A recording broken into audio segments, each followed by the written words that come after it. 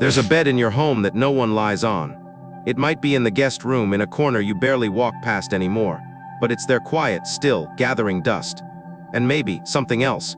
In Feng Shui, we often talk about the living spaces that shape your energy. But what about the silent ones? What about the places that no longer breathe with human warmth? That bed, the one left untouched, isn't just forgotten, it's collecting stagnant energy. And in silence, it may already be affecting your sleep, your peace of mind, and even the flow of wealth in your life. I'm not here to scare you. I'm here to help you notice, to return your awareness to the spaces you've overlooked. Because Feng Shui isn't just about placement, it's about presence. And today, we're going to awaken the space that many of us unknowingly leave behind, the empty bed. You might think it's harmless, but the truth is, stillness, when left too long, begins to rot. And your home, your energy, your life deserve better than forgotten corners. Let's look closely at why that bed matters and what you can do starting today to return movement, memory, and life to it. Part 1. The energy that sleeps there. You know that feeling, don't you? That brief pause when you pass a room no one uses anymore. The way your steps slow down ever so slightly, the way the air changes just a bit. It's not fear, it's not memory. It's a kind of quiet heaviness. Most people ignore it. They chalk it up to the weather, the lack of sunlight, or just old room vibes. But if you've ever stopped and felt something in that silence, you weren't imagining it. Because a space that's no longer part of your living rhythm doesn't become neutral, it becomes stagnant. It begins to sleep. And in Feng Shui, a sleeping space still breathes. Just not in ways you expect. That's the thing about energy. It doesn't vanish when we stop using a room. It collects, settles, reshapes itself in the absence of human presence. Especially beds. Beds, remember, they're the only furniture in your home designed to hold your body in total stillness. They absorb your warmth, your breath, your rest. When no one lies there anymore, when no dreams pass through, the bed doesn't stop working. It just starts absorbing what isn't being released.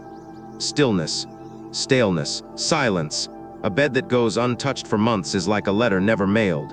What it was meant to hold, support, safety, renewal, turns inward and begins to ferment. The energy that once gave becomes energy that waits. And waiting too long turns into weight.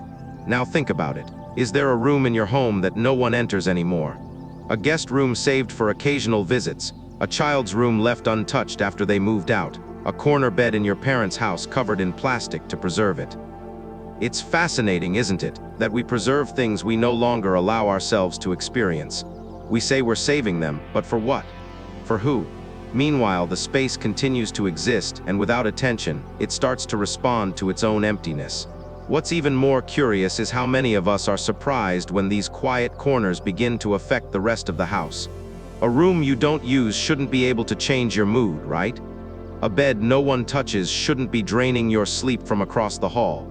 Should it? And yet how often do we wake up tired, agitated, unable to explain why we feel heavy in our own home? It's not always about what we're doing. Sometimes it's about what we've stopped tending to.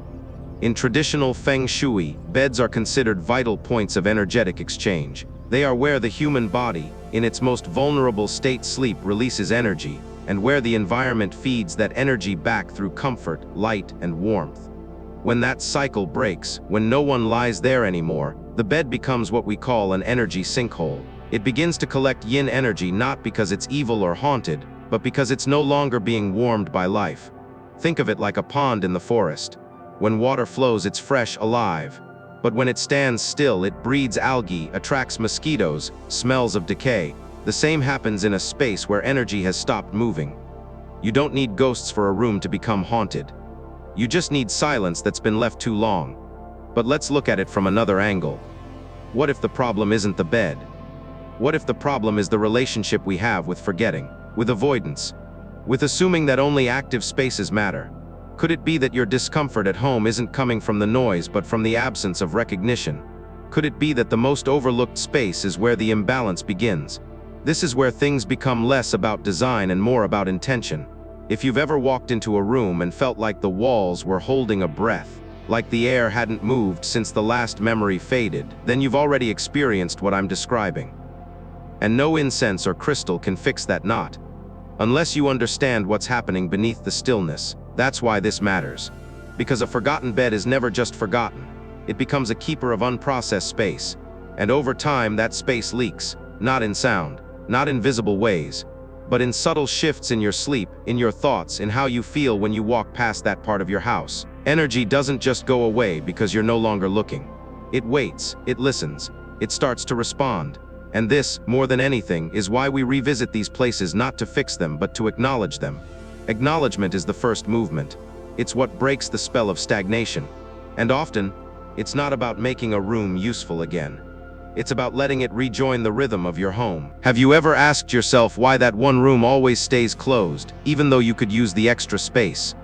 Why that bed hasn't been remade? Why the light never comes in through the curtains anymore? These aren't accidents. These are energetic echoes. Choices you didn't know you were making. Spaces respond to our avoidance the same way people do with silence, and eventually with weight. That weight doesn't stay confined. It spreads. Slowly, unseen, unfelt, until it becomes something you can no longer ignore, not because it's loud, but because it's constant. So no, this isn't superstition. This isn't mystery. This is the emotional blueprint of your home. And the bed you stopped using? The room you no longer enter, they're part of it. Just as much as the kitchen you cook in or the sofa you sink into each evening. They hold weight not because they're wrong, but because they're unacknowledged. And anything in your life that's unacknowledged over time will begin to pull at you softly, steadily, until you pause and wonder why everything feels just a little bit off. Part 2. Celebrity story: Johnny Depp's desert mansion. It's easy to assume that energy stagnation only happens in forgotten homes, in small apartments, or in places where space is tight and people are too busy surviving to notice the subtle weight of stillness. But that's the illusion. Sometimes, the most beautiful homes, the grandest spaces, the ones that seem to have everything: light, space, art, abundance, are the places where energy becomes the most confused. Because presence doesn't come from square footage. It comes from attention. And attention, like energy, wanders when we don't return to the spaces we think we've already designed perfectly. Johnny Depp once owned a vast, sun-scorched mansion in the California desert. It had everything: quiet, scale, privacy, and a view that reached into the horizon without interruption. From the outside, it was a dream: warm stucco walls, arched hallways, rooms washed in golden dusk light. But inside, something was missing, not structurally, not aesthetically, energetically. Visitors described the space as beautiful but heavy, like it remembered something no one else did. The rooms that were least used, the guest suites tucked at the far end of the house, the sitting rooms meant for inspiration, were the ones people avoided, not because they were dark or cluttered, but because they made people feel oddly tired. What's fascinating here isn't the property, it's the pattern. Even a man surrounded by creativity, wealth, and deep aesthetic sensitivity had created a home where parts of it no longer responded. Depp, known for his attachment to objects with story-old guitars, worn fabrics, vintage books, had unknowingly allowed rooms to exist without rhythm, without breath, and so the mansion began to fragment. Not physically, but energetically. A Feng Shui consultant, invited not because of belief but because of restlessness, spent time in the home and noted an imbalance that had nothing to do with style. The architecture was flawless, the materials were impeccable, but the energy was stalled. One guest suite, untouched for nearly 2 years, became the focal point. Dust hadn't gathered heavily. The air conditioning worked, but the moment you stepped inside, there was a subtle constriction in the chest, something you couldn't name but couldn't ignore. The consultant, rather than recommending furniture moves or spiritual tools, simply suggested presence: light, scent, and sound. Morning light was let in daily through wide, previously curtained windows. A single strand of bell chimes was hung at the entrance, not for decoration, but to introduce movement. A diffuser with agarwood oil was placed near the bed, and soft ambient music played for just 20 minutes each morning. That's it. No candles, no mantras, no ceremonial cleansing. What shifted was not the air but the energy signature of the space. Depp later described the difference in language that wasn't mystical, it was visceral. It just felt like it started breathing again, he told a close friend. And that's the truth most of us overlook. Sometimes a space doesn't need more furniture, more color, or more control. It needs to be allowed to exhale. What this story offers is not proof of energy, it's an invitation to observe. To question the idea that beautiful means balanced, that quiet means peaceful, that unused means unaffected. How often do we equate luxury with harmony, forgetting that space doesn't respond to price, it responds to presence? What happened in Depp's home happens in many homes, just less visibly. The sitting room no one sits in, the guest bed that's perfectly made but never slept in, the corners we light with lamps but never with intention. And we wonder why we feel off, why a certain room never feels warm no matter how high the thermostat is. The truth is, the energy doesn't wait for you to believe in it. It continues to respond to your absence. What I find even more compelling is the shift that happened in Depp himself. Once the rooms began to open again, he started spending more time in that part of the house, not for any specific task, but because it felt lighter. Ideas flowed differently. Conversations happened in places previously ignored. And the home slowly became whole again, not renovated, not redesigned, simply reawakened. Because the space remembered what it was meant to do: support life, not hold emptiness. This isn't about celebrity. It's about reflection. If a man surrounded by beauty and resources can unknowingly create energetic silence, what does that say about the way we relate to our own forgotten corners? Have we, too, confused design with energy? Have we mistaken cleanliness for clarity, or silence for stability? Could it be that the imbalance we feel in ourselves isn't internal, environmental, and that the place we're avoiding is the one that most needs our softest attention? The point here isn't that every home needs a Feng Shui consultant. It's that every home needs relationship, movement, memory, rhythm. The absence of these, even in the most luxurious spaces, will always result in fragmentation. And fragmentation, left long enough, becomes separation. Between rooms, between people, between the self and the home. So, no matter how expansive or modest your space may be, what matters most is not what fills it, but how you participate with it.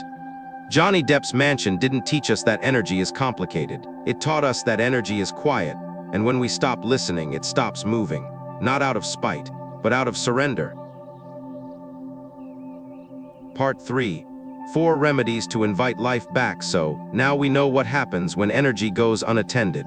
When a bed becomes more than a surface and starts acting like a magnet, pulling in silence, fatigue, and everything we never meant to store there. The question that lingers now isn't what caused it, but how to shift it.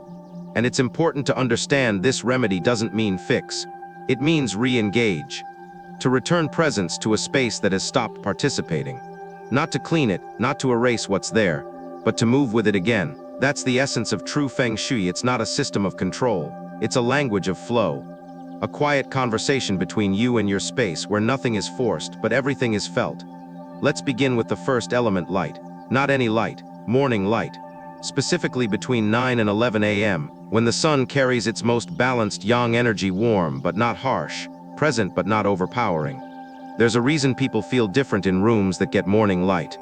That kind of light doesn't just brighten the space, it awakens it. And awakening is what we're really after. When you pull back the curtain in a guest room that's been closed for months, something subtle happens: the air starts to shift. It's not immediate, not theatrical, but it's real. Light is memory's favorite companion. It reminds the bed it's still seen, that it still belongs, that it's still part of the home's heartbeat. And here's where the thinking often flips. Most people assume dark rooms are restful, but a space that's too quiet begins to detach.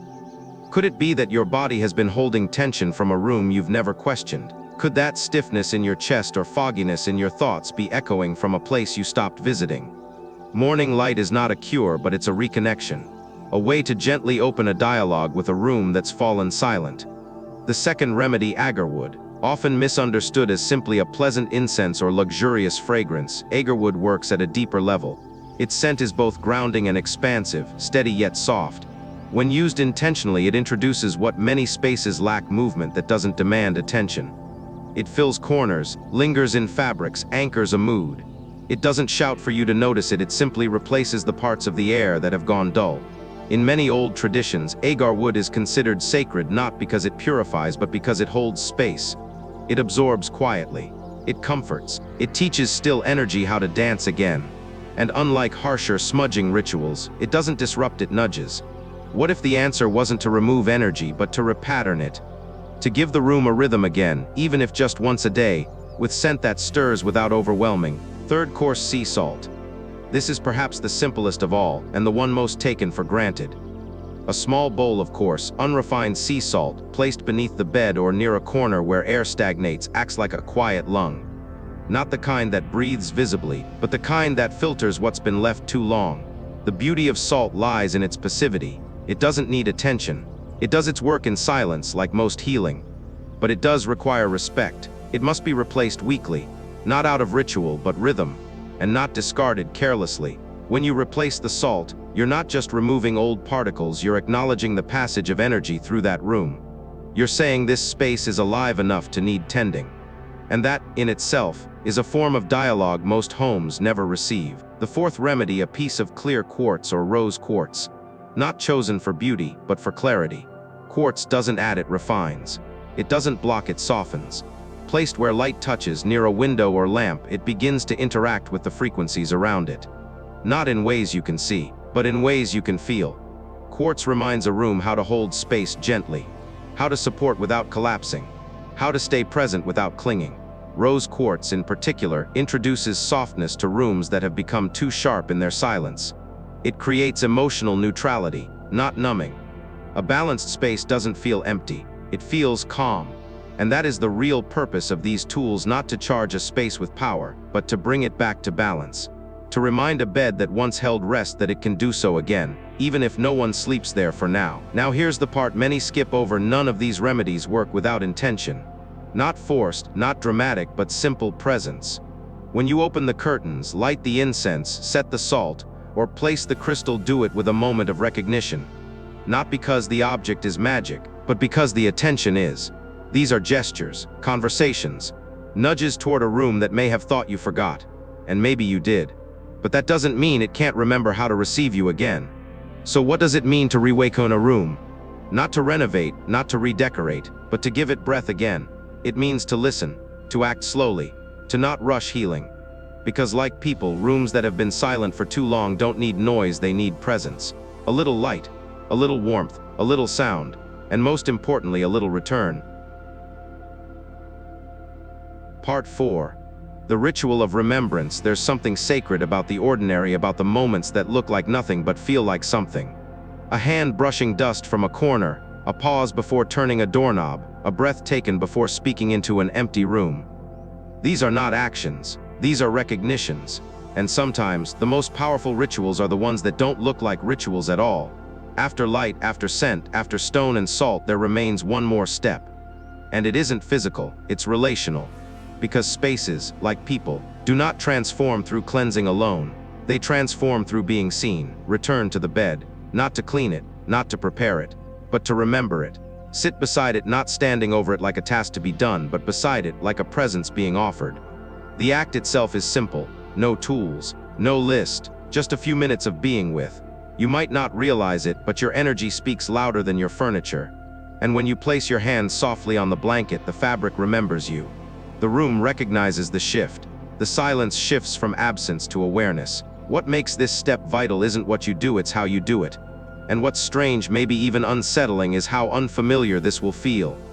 Because we are not taught to relate to space. We are taught to use it, decorate it, optimize it. Rarely are we asked to acknowledge it. And so, when you pause in stillness next to a bed that has gone untouched for too long, you might feel resistance. Not from the room, but from the part of you that forgot how to listen without fixing. That is where ritual begins. Not with movement, but with presence. You can speak if you want, or stay quiet. Sometimes the most honest language is felt, not said. You can whisper something like, "You are not forgotten," or "nothing at all." It doesn't matter. What matters is that you showed up, that you stayed, that you let your presence speak what your routines never could. Because the truth is, what's neglected never disappears. It just learns to speak in subtler ways: discomfort, imbalance, sleep that never rests, light that never feels warm. You've probably felt that, haven't you? That sense that something in your home feels off, even when everything looks fine. That's not disorder, that's disconnection. And disconnection, when met with attention, begins to dissolve. But let's step back for a moment. Isn't it curious how we maintain the parts of the home that others see: the living room, the entryway, the kitchen, but neglect the corners that hold memory, silence, and stillness? We shine the places where life performs and darken the places where life once paused. Could it be that what we've labeled as extra space has actually become the part of our lives we no longer feel safe enough to visit? And if so, what happens when we enter that space again, not to fix it, but to sit with it? In Feng Shui, ritual is often mistaken for repetition.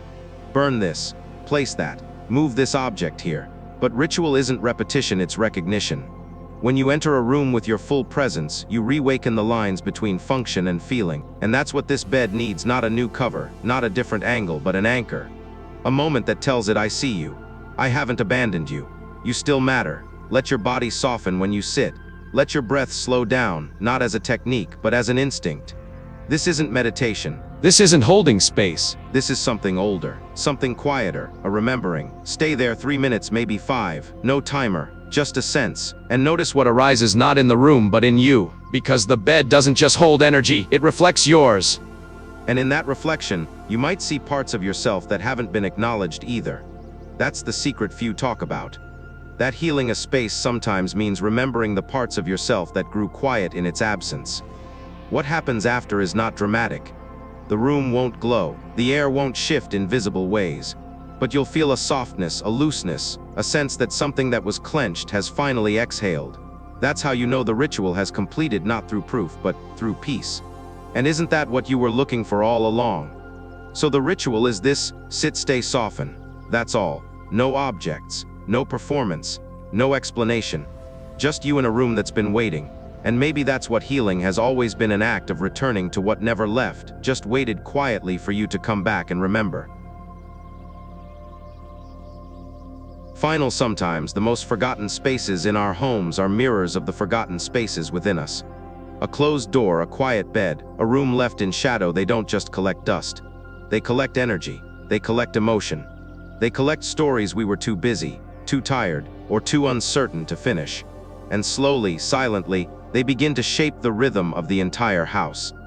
What we explored today wasn't just about where energy hides, but about how our absence creates presence of another kind. We saw how even someone like Johnny Depp, surrounded by art, beauty, and privacy, could unknowingly create stillness that started to suffocate. We saw that a bed unused becomes a bed unsettled. That rooms untouched don't just go quiet, they echo. That remedy isn't about control, but about remembering. Most people think energy is about movement, but in truth, it's about relationship. And the most common mistake we make, believing that a room we don't use doesn't matter, that if it's clean and closed, it's neutral. But stillness, when ignored, becomes separation.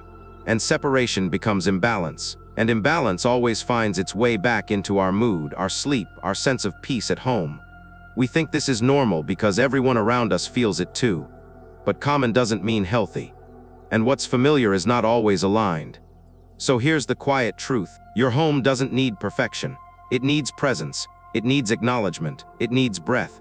And sometimes it simply needs you to remember what it once meant to you. Not to fix it, not to change it, just to be with it again. If this video has inspired something inside you, an insight, a memory, or even just a breath you hadn't taken before, then I invite you to share your thoughts below. Leave a comment with your experience or a space in your home that's waiting to be remembered. And if you feel drawn to this kind of healing presence, subscribe to New Day Mindfulness. Your presence here helps us grow toward 5,000 followers, so we can continue sharing these gentle, thoughtful reminders with more hearts, more homes, and more quiet spaces that long to be alive again. This channel is not about decorating rooms. It's about reawakening spaces, not about fixing life, but about feeling it more clearly. One light shift, one breath, one room at a time.